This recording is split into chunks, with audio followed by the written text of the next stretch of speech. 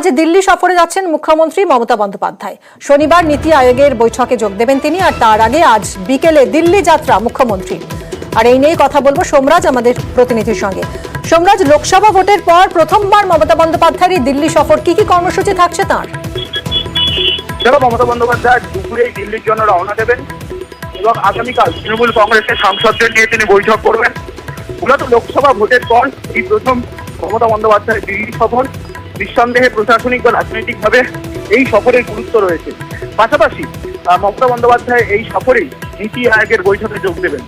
তুমি জানো যে প্রধানমন্ত্রী একদমই সমাজ, এই যে শনিবার নীতি আয়োগের বৈঠকেও যোগ দেবেন মমতা বন্দ্যোপাধ্যায়, কোন কোন ইস্যুতে দাবি তুলতে পারেন তিনি? দেখো, একাধিক ইস্যু নিয়ে মমতা বন্দ্যোপাধ্যায় নীতি আয়োগের বৈঠকে সরব হবেন, যেটা সূত্র মারফত জানা যাচ্ছে। তার মধ্যে প্রথমে তুমি জানো যে গঙ্গা ভাঙন নিয়ে বারবারই সরব হয়েছেন মমতা বন্দ্যোপাধ্যায়। নীতি আয়োগের বৈঠকে গঙ্গা ভাঙন নিয়ে সরব হতে চলছেন মুখ্যমন্ত্রী। বিষয়ত গঙ্গা ভাঙন নিয়ে বিশেষ আর্থিক প্যাকেজের দাবি করা হবে, তেমনটাই নবান্ন সূত্রে খবর। দ্বিতীয়ত, সুন্দরবন সহ উপকূলবর্তী অঞ্চলগুলিতে বারবারই প্রাকৃতিক বিপর্যয়ে ক্ষয়ক্ষতি হয়, তার জন্য একটি স্থায়ী পরিকল্পনার জন্য মমতা বন্দ্যোপাধ্যায়ের দাবি রাখবে নীতি আয়োগের কাছে, এবং সেক্ষেত্রে একটি বিশেষ আর্থিক প্যাকেজের দাবি রাখা হতে পারে। তৃতীয়ত, ঘাটাল মাস্টার প্ল্যান নিয়ে এখনো পর্যন্ত নীতি আয়োগের কাছে কি কি দাবি পেশ করা হয়েছে রাজ্য সরকারের তরফে, তা নিয়েও জানানো হবে নীতি আয়োগের বৈঠকে। চতুর্থত, যেটা জানা যাচ্ছে যে ফারাক্কা ব্যারেজ এবং ডিভিসি একাধিক যে জলাধার রয়েছে, সেই জলাধারগুলির সংস্কার সাধন তড়িঘড়ি করা।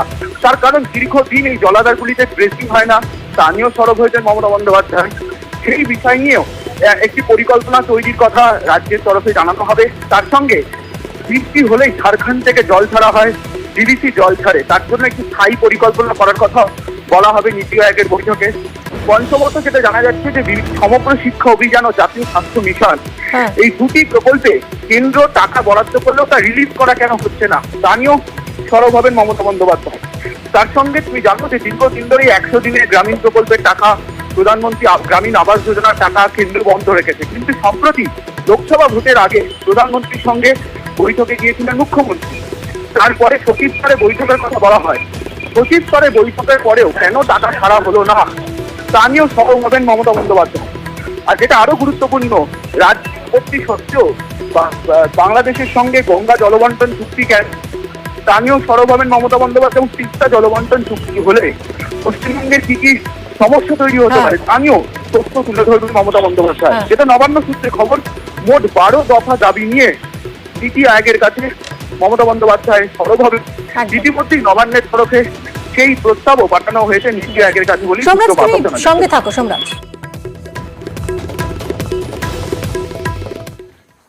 এদিকে মুখ্যমন্ত্রী সফরের আগেই জরুরি তলবে ফের দিল্লিতে যাচ্ছেন রাজ্যপাল। কাল বিকেলেই রাজধানী থেকে কলকাতায় ফিরেছেন বোস, কয়েক ঘন্টার মধ্যেই ফের তলব দিল্লিতে।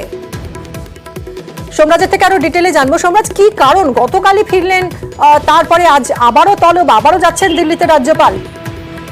দেখো, ইতিমধ্যেই দিল্লি পৌঁছে গিয়েছেন রাজ্যপাল সিভি আনন্দ বোস। এটা নিঃসন্দেহে গুরুত্বপূর্ণ যে গতকাল বিকেলে তিনি দিল্লি থেকে কলকাতা ফিরেছিলেন, তারপরেই তড়িঘড়ি ফের দিল্লি যাত্রা রাজ্যপালের, যাকে নিঃসন্দেহে প্রশাসনিকভাবে গুরুত্বপূর্ণ হিসেবেই মনে করা হচ্ছে। এই সফরে কেন্দ্রীয় স্বরাষ্ট্রমন্ত্রী অমিত শাহের সঙ্গে সাক্ষাতের সম্ভাবনা রয়েছে, তেমনটাও রাজভবন সূত্রে খবর। গতকাল বিকেলে ফিরি আর সকালের বিমানে তিনি ফের দিল্লি চলে গেছেন। এবং দেখো, মুখ্যমন্ত্রী মমতা বন্দ্যোপাধ্যায় আজকে দিল্লি যাচ্ছেন, তার আগেই রাজ্যপালের দিল্লি সফর নিঃসন্দেহে গুরুত্বপূর্ণ হতে চলেছে বলে মনে করা হচ্ছে। সোমরাজ, অনেক ধন্যবাদ।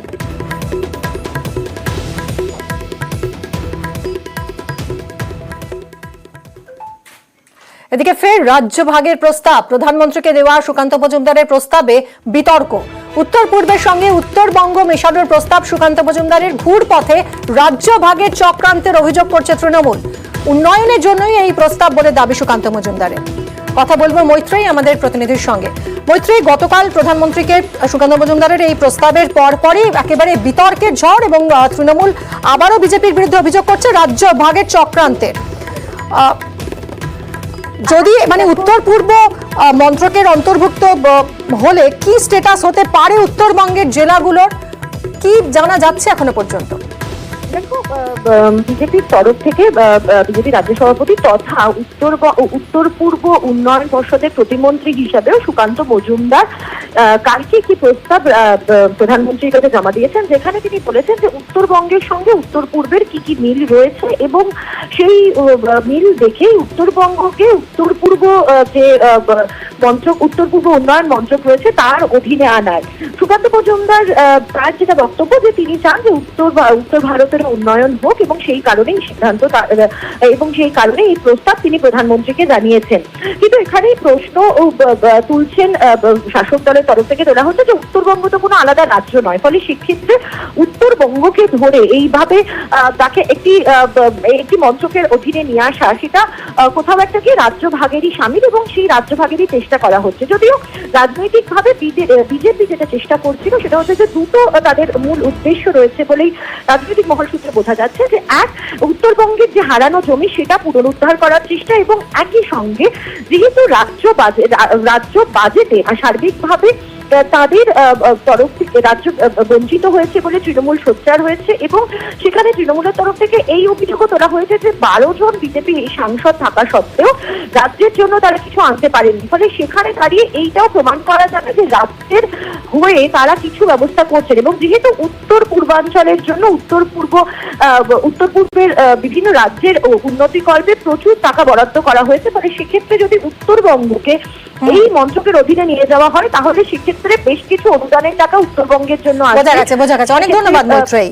প্রধানমন্ত্রীকে সুকান্ত মজুমদার প্রস্তাব দিয়েছেন উত্তর পূর্বের সঙ্গে উত্তরবঙ্গ মেশানোর, আর এই প্রস্তাবকে ঘুরপথে রাজ্যভাগের চক্রান্ত বলে অভিযোগ করছে তৃণমূল কংগ্রেস। মাননীয় প্রধানমন্ত্রীর হাতে একটি প্রস্তাব তুলে দিয়ে এসেছি, আপাতত যে একটি প্রেজেন্টেশন তুলে দিয়ে এসেছি যাতে নর্থ ইস্টের সাথে উত্তরবঙ্গের সিমিলারিটি কি কি আছে এবং তার ফলে উত্তরবঙ্গকে নর্থ ইস্টের অন্তর্ভুক্ত করা যেতে পারে, এই ধরনের প্রপোজাল আমি মাননীয় প্রধানমন্ত্রীকে দিয়েছি।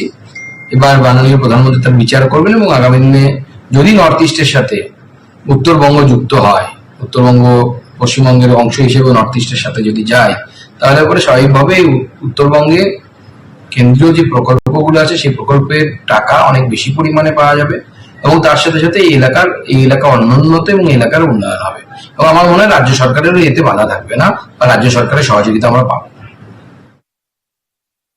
সুকান্ত মজুমদার প্রধানমন্ত্রীর কাছে এই উত্তরবঙ্গ নিয়ে যেসব কথাবার্তা বলেছেন শোনা যাচ্ছে, এ তো সব আবার সেই একটা বিভাজন, ভেদাভেদ, বঙ্গভঙ্গ, এইসব উস্কানি, এইসব সুরসুরি। ওনারা উন্নয়নের বিরোধী, এসব উত্তর দক্ষিণ এসব ভাগ করবেন পরে। বাংলাকে টাকা দেয়া যাবে না, বাংলার বকেয়া দেয়া যাবে না, 100 দিনের টাকা দেয়া যাবে না, আবাসের টাকা দেয়া যাবে না, এগুলো তো গর্ব করে দিল্লিকে বলে এসছেন এই সুকান্ত বাবুরা। আসলে ভোটে হারার দায়টা শুভেন্দু অধিকারীর ঘাড়ে চাপাবার জন্য নরেন্দ্র মোদীর সঙ্গে দেখা করেছেন এই সুকান্ত মজুমদার, আর বাইরে নজর ঘোরাবার জন্য, দলের ঝগড়া থেকে নজর ঘোরাবার জন্য এই ধরনের একটা বিতর্কিত বিষয় বাজারে ছেড়ে দিয়েছেন। মূলত বাংলা থেকে উত্তরবঙ্গকে আলাদা করার একটা নবতম সংযোজন। এরা চাইছে যে বাংলা থেকে উত্তরবঙ্গকে আলাদা করতে, বারে বারে তাদের বিভিন্ন নেতৃত্ব বা সাংসদরা এই কথা উত্থাপন করেছিল। এবার নতুন করে একটা পলিসি জারি করা হচ্ছে, অথচ কেন্দ্রীয় বিজেপি তারা বলে যে অখণ্ড বাংলার কথা বলে, কেউ শ্যামাপ্রসাদ মুখার্জিকে কোট করে সোনার বাংলার কথা বলে, অথচ বাংলাকে দ্বিখণ্ডিত করবার একটা প্রয়াস জারি রাখছে বিজেপি। আজকে সুকান্ত মজুমদার কেন্দ্রীয় প্রতিমন্ত্রী, তিনি মাননীয় প্রধানমন্ত্রীর সঙ্গে দেখা করে কার্যত প্রস্তাব দিয়েছেন যে উত্তর পূর্ব ভারতের সঙ্গে উত্তরবঙ্গকে জুড়ে দেওয়ার জন্য, এবং এভাবেই তারা উত্তরবঙ্গকে আলাদা করার একটা চক্রান্ত জারি রাখছে। বিজেপির মুখ আর মুখোশ পরিষ্কার হয়ে যাচ্ছে বাংলা নিয়ে।